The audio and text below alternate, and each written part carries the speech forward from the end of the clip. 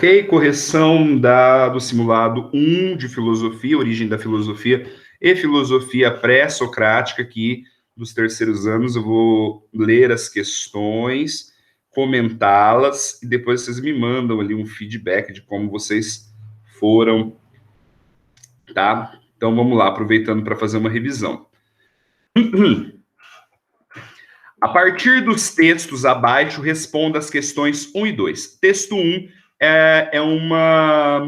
um resumo, uma síntese do livro Os Lusíadas.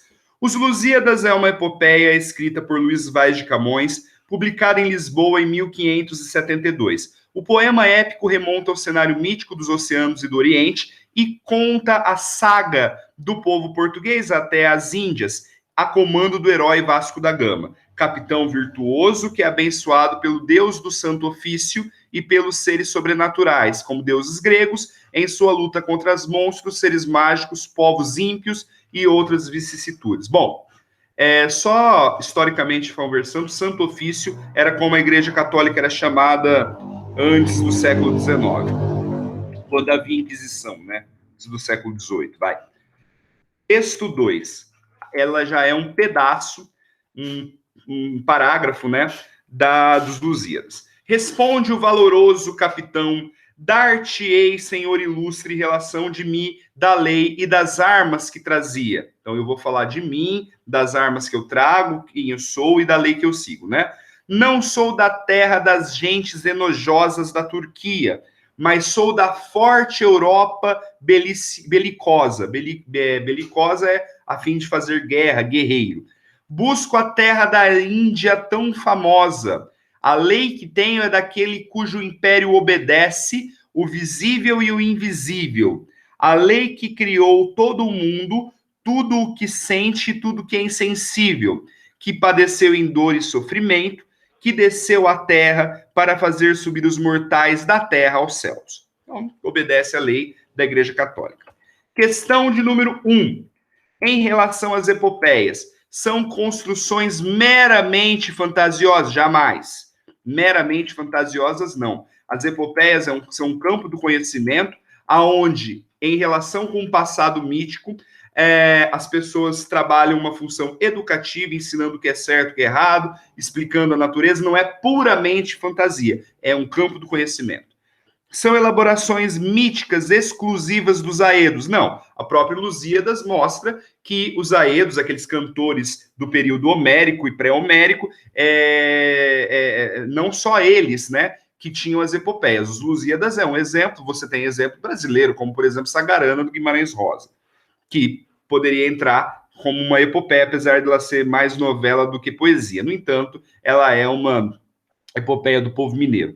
Apesar de possuidores de grande valor estético e até mesmo histórico, não se relacionam com nenhuma verdade observada pelo povo que as cria. Não, as epopeias, elas são absolutamente criadas para explicar a realidade que o povo vive. Então, quando você pega, por exemplo, um mito aí dos Lusíadas, ele está explicando o quê? Quem ele é, a relação com os oceanos. Se você pega a Bíblia, está explicando a realidade do povo cristão. Os mitos dos índios está explicando a natureza em que os índios viviam, os indígenas viviam, assim por diante, tá?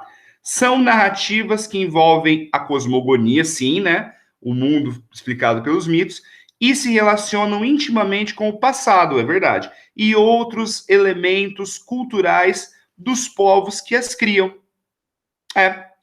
A D está correta. São realmente narrativas que pensam o universo criado a partir dos mitos, ou seja, cosmogonia, e se relacionam intimamente com o passado, conta a história do passado, o caso de Adão e Eva no mito cristão, entre outros. Tá certo, é a D de dado.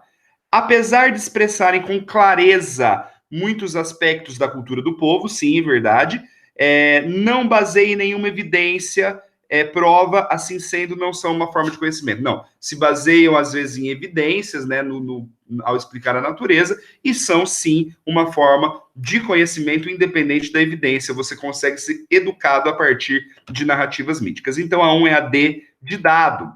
2. Toda epopeia apresenta um herói, né? Então, é um herói que luta contra as vicissitudes do universo e tal. que é um exemplo moral por possuir virtudes. Podem ser consideradas qualidades, virtudes de Vasco da Gama. Ser beligerante, sim, né? Porque ele fala, sou beligerante, sou da guerra, sou da Europa beligerante, e turco, não. Ser europeu e cristão. Então ele fala, ele mostra como virtude o fato dele ser europeu e de seguir o Santo Ofício, sendo a B de Bruno Belo a questão correta. Ser obediente ao império e pacífico não é qualidade, né? Beligerante é uma qualidade. Ser navegador e rico, a questão da riqueza não é demonstrada ali. Ser belo não é mostrado ali também, então é a B de Bruno Belo. 3.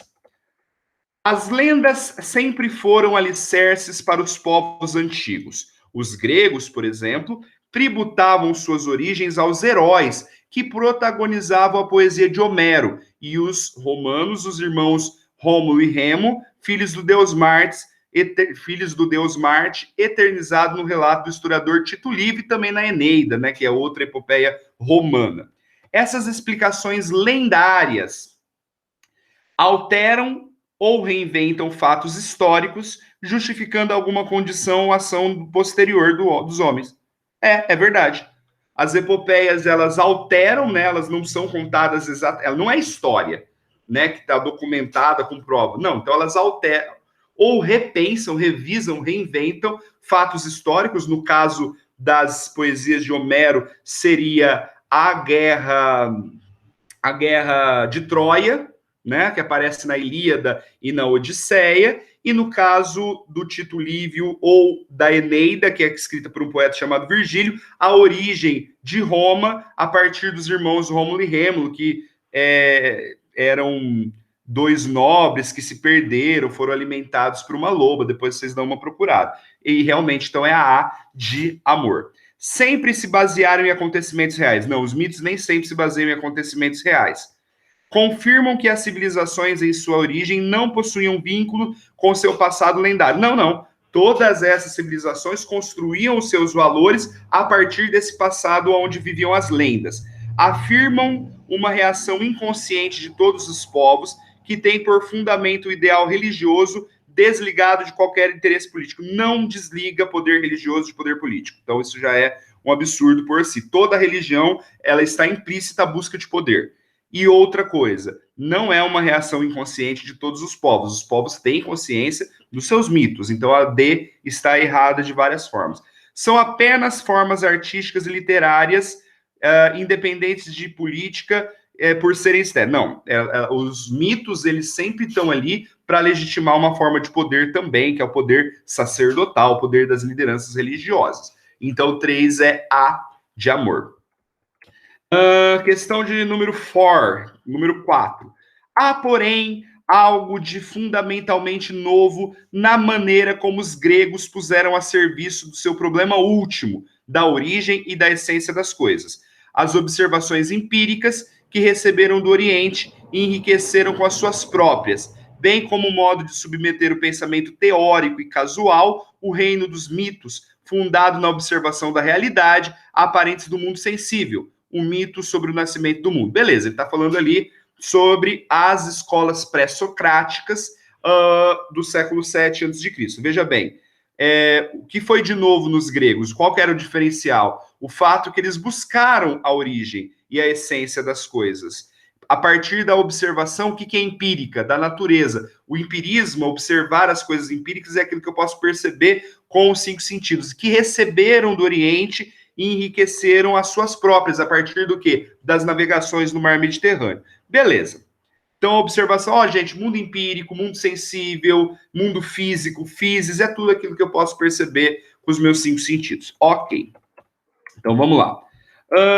Com base no texto e nos seus conhecimentos sobre a relação entre mito e filosofia na Grécia Antiga, é correto afirmar que a filosofia e o mito sempre mantiveram uma relação de interdependência, uma vez que o pensamento filosófico necessita do mito para se expressar. Não, essa relação de interdependência não existe, e apesar de alguns filósofos usarem do mito para explicar as coisas, como Platão e o mito da caverna, a filosofia não precisa do mito para se expressar. A está errada. B, o mito já era filosofia. Não, a filosofia se baseia no pensamento logos, enquanto, quer dizer, coerente, que busca relação de provas e causa e consequência. No caso, o mito é uma narrativa que não busca esse tipo de prova, uma vez que buscava respostas pelos problemas que hoje são objeto da pesquisa. Não, apesar de eles terem o mesmo objetivo, que é explicar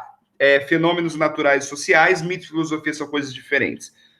A filosofia não pode ser considerada como uma elaboração dos gregos. Pode sim, foram os gregos que trouxeram essa ideia, já que se origina no Oriente com o influxo da religião. Não tem nada a ver. Surgiu na Grécia pelos navegadores do mar Mediterrâneo, enquanto eles buscavam comercializar e resolver o seu problema de desenvolvimento de população. Então, no caso, foi a elaboração dos gregos, a C está errada. A filosofia representa uma ruptura radical? Não é uma ruptura radical, porque tanto a filosofia quanto o mito buscam a mesma coisa, só que de formas diferentes. Então não há um radicalismo, representando uma nova forma de pensamento plenamente racional desde as suas origens. Não há uma ruptura radical. As duas ainda conversam entre si, buscando resolver elementos da natureza e sociais. Apesar do pensamento racional, a filosofia se desvincula do mito de forma gradual, ou seja, aos poucos, né? Aos poucos. Era mito e foi aos poucos virando filosofia. A 4, então, é E. Vamos ver a 5. Os filósofos pré-socráticos associaram as ideias às máximas abaixo. Então, vamos lá. O estado inicial de todas as coisas tem de ser indeterminado, ou seja, não se identifica com nenhum outro elemento já descoberto. Esta ideia é a ideia de um filósofo que foi discípulo de Tales de Mileto, chamado Anaximandro. Então, Anaximandro ele dizia o seguinte: olha, não é a água, como diz o mestre, não é o fogo, como diz o Anaximenes, que era o parceiro dele, é um elemento ainda não descoberto, metafísico, energético, que ele chamava de apeiron. Então, o 1 vai ali no terceiro parênteses. Temos a alternativa A e C. Tales, vamos ver, a natureza se organiza enquanto as formas geométricas, quem dizia isso era Pitágoras. Então, nós temos aqui o 2. 2 é a alternativa A. Seguindo, o mundo é um fluxo perpétuo onde nada permanece idêntico a si mesmo. Então, esta ideia é do Parmênides, do Heráclito, onde ele acreditava que tudo passa, até uva passa, ou seja, todas as coisas elas estão em fluxo. O ser humano, contínuo, único, eterno, sem princípio nem fim, ou seja, o ser humano é Parmênides. Foi o primeiro a conceber a água como força geradora de tudo e primeira de tudo, Tales de Mileto, alternativa A de amor. O pensamento pré-socrático se interessa pela investigação do pensamento em si? Não, isso vai ser a filosofia clássica. Se opor ao pensamento mitológico? Muita gente deve ter caído aqui. Não. Filosofia e mito não são opostos, são ou complementares ou outras formas, não são opostos. Não era interesse dos filósofos pré-socráticos destruir o mito. Sim, entender o mundo de uma outra forma. Discussões da base da ciência já consolidada? Não. Não se fala ciência antes do século III a.C., a partir de Aristóteles. Habilidades da retórica sofística? Não, isso é filosofia clássica, com Sócrates e Platão. Verdades do mundo sensível, physis. Eles eram naturalistas. A 6, então, é E. 7. Leia a canção a seguir. Nada do que foi será de novo do jeito que já foi um dia. Quem conhece Lulu Santos.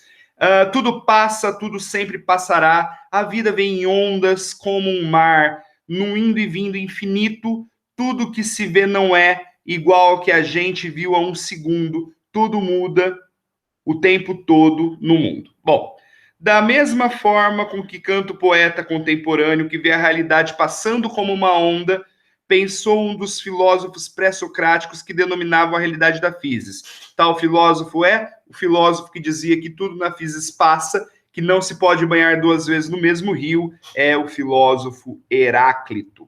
Então, esta é a de amor. 7A de amor. Vamos para a 8. A 8, ela caiu no Enem. Essa 8 é interessante, porque você já acha que é uma questão do Nietzsche, nem é. Tem um texto do Nietzsche, mas está falando sobre os pré-socráticos. A filosofia grega parece começar com uma ideia absurda, com a proposição: a água é a origem e matriz de todas as coisas. Será mesmo necessário deter-nos nela e levá-la a sério? Sim, por 3 razões. Primeiro, porque essa proposição anuncia algo sobre a origem das coisas. Em segundo lugar, porque faz sem imagem e fabulação. E em terceiro, porque nela, embora apenas em estado de crisálida, ou seja, de origem, de sementinha, está contido o pensamento que tudo é um. Pois bem, então o Nietzsche ele diz que a filosofia parece começar como algo absurdo, mas não é. Por que não é absurdo? Porque fala sobre a origem, algo necessário, e faz sem usar os mitos, né, sem fábulas, e traz a ideia do monismo, onde tudo é um. De acordo com Nietzsche, caracteriza o que, de acordo com Nietzsche, caracteriza o surgimento da filosofia entre os gregos? O impulso de transformar os elementos sensíveis em verdades racionais? Não. O desejo de explicar o mundo usando metáforas? Não, isso justamente é o que eles não fazem e isso que o Nietzsche admira. A necessidade de buscar de forma racional a causa primeira das coisas, exatamente, a busca pela arqué e pela explicação da physis. Então é a C de cão. A ambição de expor as diferenças entre as coisas e a tentativa de justificar o que existe no real. Não, é a C mesmo, a que mais cabe. Muitas vezes, principalmente no Enem, nós estamos procurando a mais correta, né? Não a absolutamente correta. 9.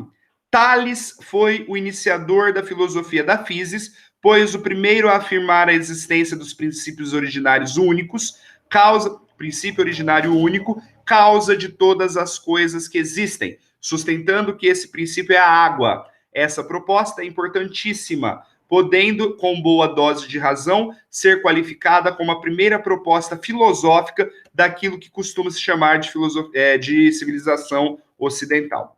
A filosofia surgiu na Grécia do século 6 a.C. Seus primeiros filósofos foram os pré-socráticos. De acordo com o texto, assinale a alternativa que expressa o principal problema que era investigado por eles. A ética não, a estética não, epistemologia, a cosmologia, com a investigação acerca da origem do mundo. D de dado. A ética vai ser discutida por Platão, a estética só no século XX, a epistemologia a partir de Sócrates e Platão, e a filosofia política também a partir de Sócrates e Platão. 10 e última. O período pré-socrático é o ponto inicial das reflexões filosóficas.